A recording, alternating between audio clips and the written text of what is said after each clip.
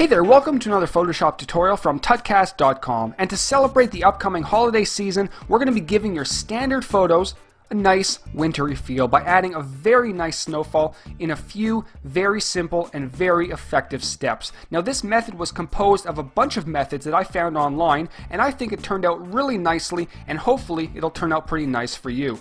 So let's begin. So here we have a standard photo, nice wintry photo, but it's missing that really nice snowfall. Now the first few steps I'm going to do are completely optional, but it's really going to give that end result a really nice look. Now what I'm going to do to begin with is darken up the sky and desaturate the image just a little bit to make it really look like it's snowing in the end.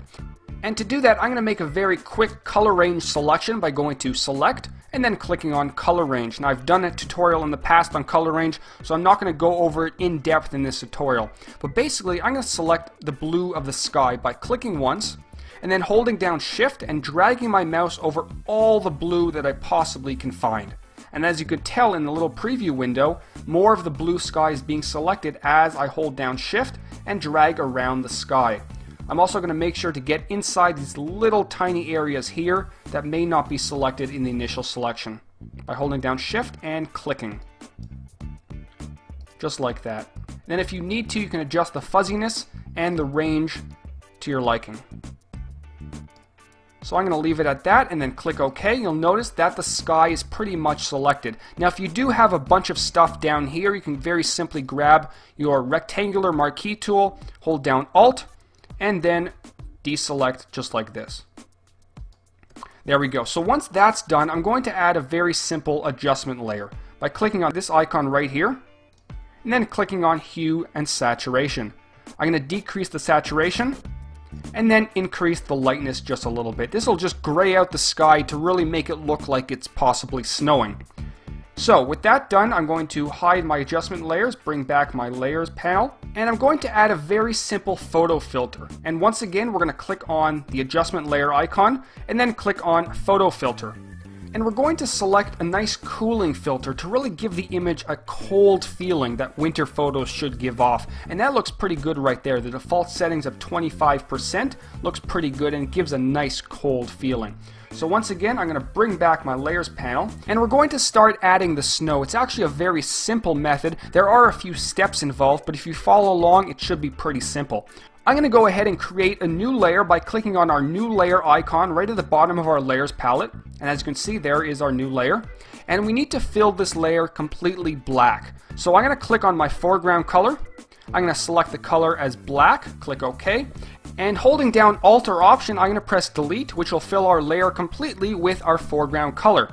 Now we're going to add a few specks to our image. So to do that, we're going to go to Filter, Noise, and then click on Add Noise. And here's our Add Noise dialog box.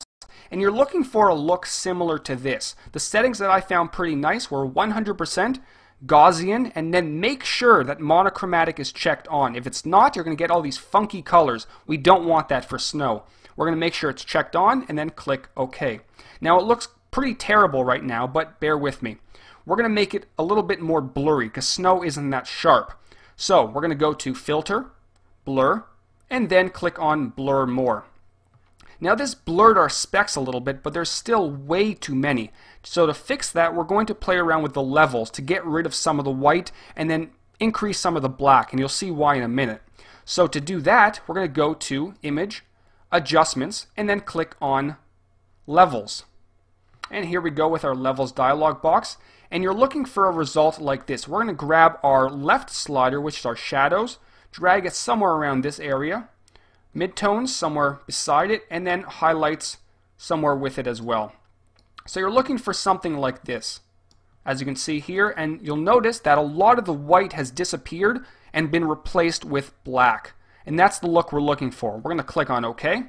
And to get rid of the black in our image, leaving only the white specks, we're going to head over to our layers palette and click on where it says Normal. This will bring up our blending modes, and then we're going to click on Screen. This will get rid of all the black on our layer.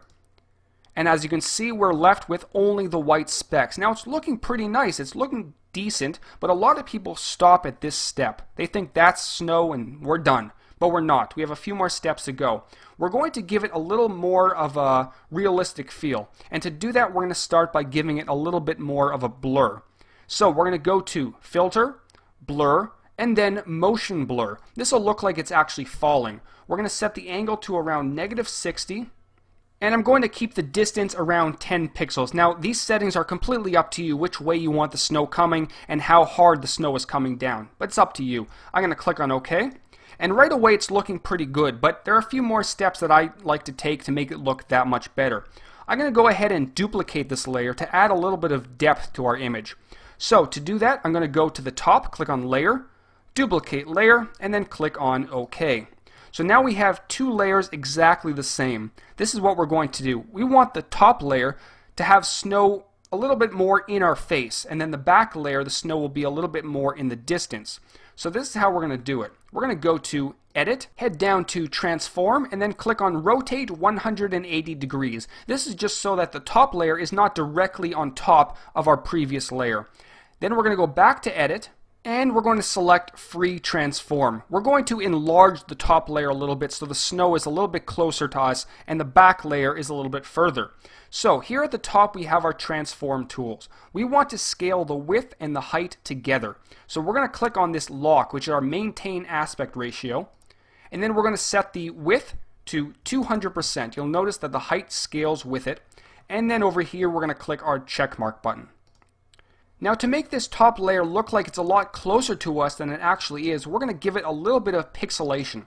So we're going to go to the top, click on Filter, Pixelate, and then click on Crystallize. And in this dialog box, the settings are completely up to you. I'm going to set it around 15 for the cell size, and then click on OK. It's going to take a few seconds, and you'll notice that they're a little bit bigger now, which it looks pretty good. Looks like it's a lot closer to us than it actually is. And one more time we're going to give it a little bit of blur by going to Filter, Blur, and then Motion Blur. And the same settings should be fine. We're going to click on OK. And there we go. You'll notice that we have some bigger snowflakes in the front, and in the back we have our smaller ones which we originally had. Now if you want to, you can go ahead and decrease the opacity. I'm going to decrease the top layer to around 70%. And then the bottom layer to approximately 50%. That just adds a little bit more depth than we had before. And to finish up, I'm going to grab our back snow layer, and I'm going to very simply duplicate it. So I'm going to drag it down to our new layer icon, which will give it a little bit more depth and a little bit harder snow. And it looks really, really nice. Once again, the settings are completely up to you. You can make it snow very hard, very soft, a lot of snow, very little snow. All up to you. So give it a shot with your photos. Hopefully you understand this tutorial. You may have to watch it one more time. Let me show you the before. Here is the before, and here is the after. So there's definitely a big difference. It looks a lot more snowy, a lot more suitable for the holiday seasons. You can also do it with a nice summer's day photo. You can make it look something like that. So I hope you enjoyed this tutorial, and until next time, this is Howard from tutcast.com. Have a great holiday. Take care. This episode of Tutcast is brought to you by LearnPhotoshopNow.com. In just 2 hours, you'll be able to produce your own graphics quickly, easily, and completely stress-free.